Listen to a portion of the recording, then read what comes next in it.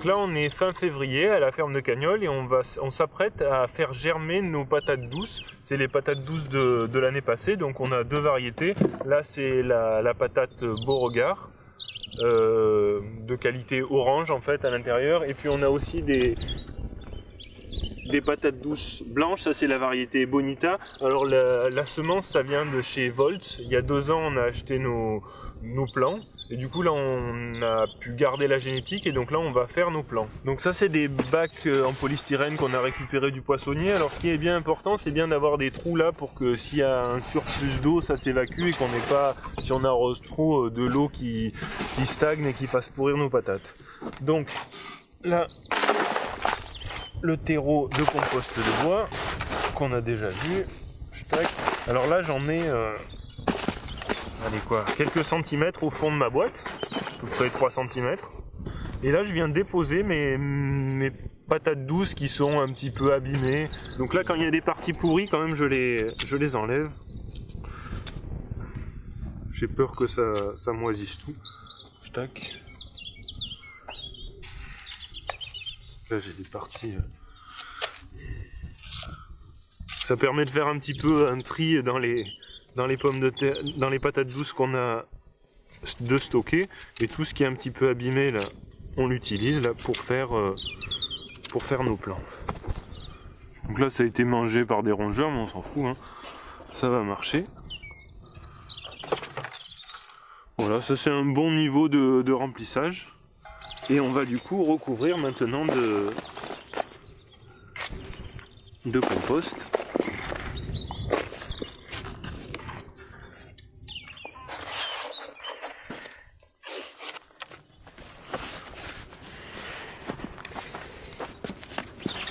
Ah oui, juste un petit détail, les patates douces, si vous ne savez pas où en prendre, vous allez en Biocoop et vous prenez des... En Biocoop, quand c'est des patates bio, normalement il n'y a pas le droit d'avoir des antigerminatifs. Donc c'est des patates, s'il n'y a pas eu d'antigerminatifs, qui vont germer.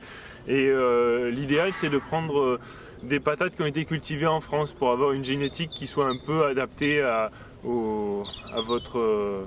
à l'endroit où vous allez les cultiver. Si vous prenez des trucs qui viennent d'Égypte ou d'Israël, ça risque d'être un peu plus délicat. Là, sur ces bacs-là, on va avoir facile 50-60 boutures. Là, pareil, 50 ou 40. Donc, allez, si on fait en mode simple, là, on a facile 250, mais je pense qu'on a plutôt 350 boutures en perspective. Donc 350 boutures, si on a des rendements, des bons rendements, mais corrects, c'est-à-dire 3 kg par plant, et ben là on peut imaginer avoir une production d'une tonne de patates douces, quoi.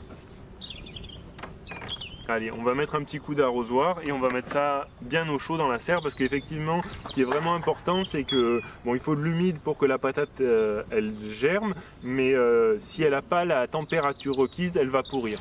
Donc là, un petit coup d'eau pour bien humidifier le compost, le terreau compost. Là. Mais bon, après, faut pas trop en abuser non plus, hein. Juste ce qu'il faut. Mais là, on a bien les petits trous dessous nos bacs, ou si on en mettait trop, que ça puisse s'évacuer, ça c'est vraiment important. Et là, on va mettre ça au chaud dans la serre.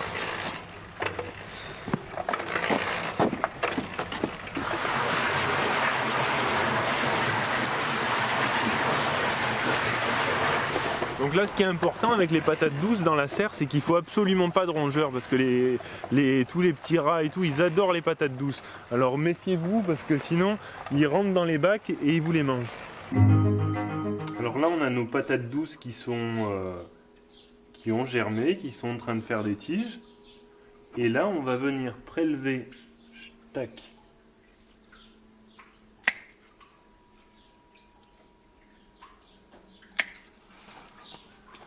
L'important c'est de laisser au moins 2 yeux. Un œil c'est au-dessus de chaque feuille, il y a une tige qui peut partir. Donc là je vais voir sur ça, je vais essayer d'en faire 2. Donc je vais couper ici comme ça, tac. L'idéal c'est de couper en biseau. Des fois si on veut, on gratte un petit peu ici et après on met dans la terre. Voilà, tac, pareil. Et là, d'ici une semaine ça va faire des racines.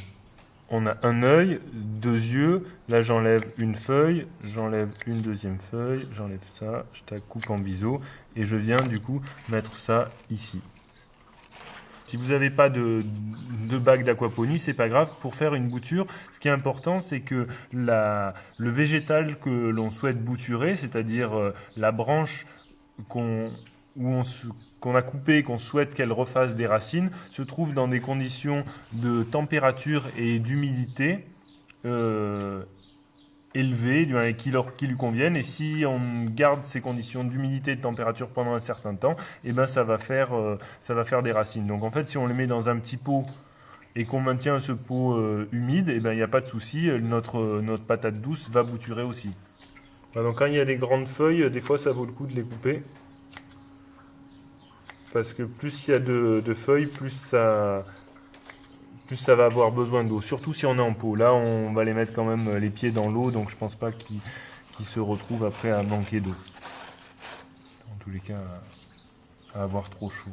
Là, par exemple, je peux me demander, est-ce qu'il faut que je le mette comme ça ou comme ça? Alors, si on veut savoir, c'est que toujours parce qu'il faut mettre le haut vers le haut, et le haut, en fait, les tiges, elles se mettent à pousser au-dessus de la feuille. Donc, c'est que le haut c'est par là et que le bas c'est par en bas. Alors là c'est les boutures qu'on a fait il y a quelques jours et qu'on a mis dans l'eau et on voit que le feuillage est encore toujours vivant, donc c'est que dessous la tige a commencé à faire un peu des racines. Et là on va voir une autre technique de bouturage. Alors là on est en mi-mai et on a nos patates douces qui sont en train de germer.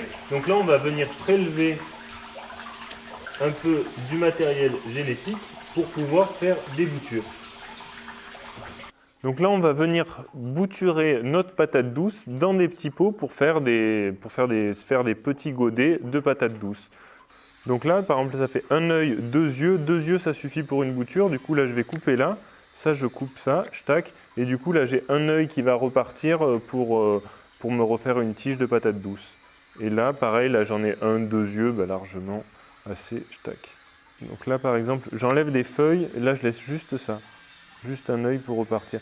En fait, si on laisse trop de feuilles, il n'y a pas suffisamment de racines pour pouvoir alimenter toute la végétation de la plante et du coup les feuilles vont flétrir. Donc au lieu d'épuiser la plante, vaut mieux les enlever avant. Donc là, tac, je mets mon truc. Ça c'est des plants. Ça, c'est les plants de patates douces qui ont été faits il y a 2 jours. Donc on voit qu'au bout de 2 jours, le feuillage il est encore bien vif, et c'est que c'est très très bien parti, quoi.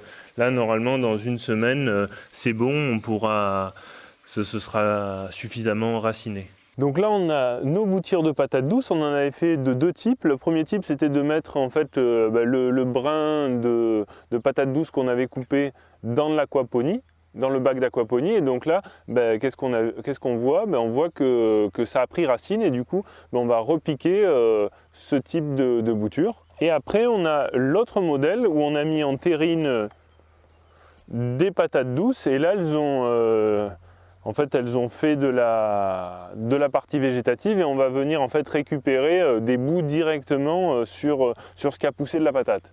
Donc là, par exemple, on a la pomme de terre ici. Et là, je viens récupérer un bout, je tac, et je vais venir repiquer ça. Plantation de patates douces sur bâche, donc là, je viens mettre ma motte, tac, et je lui apporte du compost bien humide pour qu'il puisse bien repartir. Idéalement, ce serait de pouvoir arroser, mais là, on n'a pas d'arrosage ici, donc il va falloir apporter bien du compost humide pour que toute l'humidité que l'on a reste et que le plant puisse enraciner. Et dès qu'il sera un peu enraciné, il va aller chercher de l'eau en profondeur. C'est pas un souci, mais ça peut être délicat vraiment au moment de la plantation. Aujourd'hui, ils annoncent pas très chaud, mais demain, ils annoncent bien du soleil et comme ça pendant plusieurs jours. Donc, on va mettre la quantité de compost qu'il faut. Voilà, donc là, avec un bon paillage de compost, on va pouvoir garder bien tout l'humide et le plant devrait bien reprendre. Donc pour les plants à racines nues, comme ça, bah, c'est pareil, hein. Je fais un petit trou, j'ouvre avec la main un petit peu la terre, tac, et je viens mettre après du compost dans mon trou.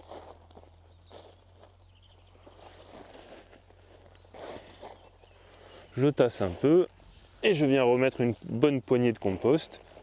Et voilà, ça y est, le tour est joué.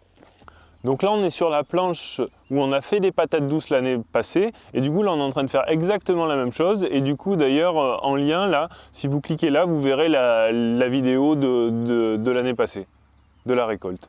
Donc la troisième technique, c'était de couper une partie végétative et de venir la bouturer dans un petit pot en terre. Et donc là, avec cette technique, ce qui est intéressant, bah, c'est de pouvoir faire vraiment un plant de patates douces avec du coup toute une motte et un système racinaire. Bah, là, on voit très bien la motte qui se tient, les racines. Et là, si on repique ça en plein champ, bah, là, on a de l'humidité, il n'y a pas beaucoup de stress. Et là, on va avoir bah, une reprise beaucoup plus rapide